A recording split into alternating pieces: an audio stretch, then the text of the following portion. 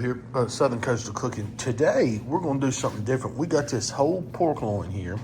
We're going to cut it in strips, and we're going to make some fried pork fingers.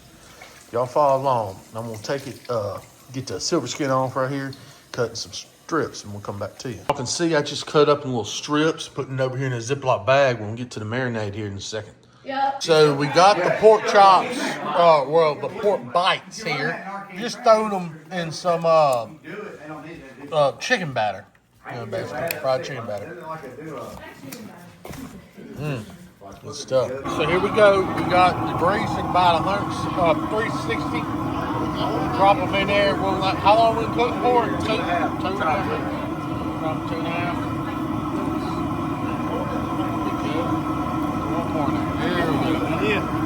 In about 2.5 minutes. Where we at, temping?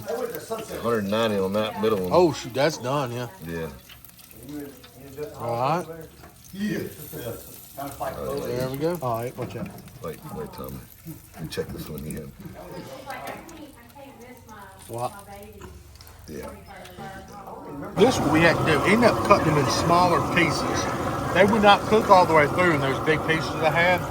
Put them in a little smaller pieces, so you just want to bite like that. You know, that's what we're looking at. So let's cut that, yeah. Ooh, it's hot, huh? There it is, just that little crispy bite. Try pork bite.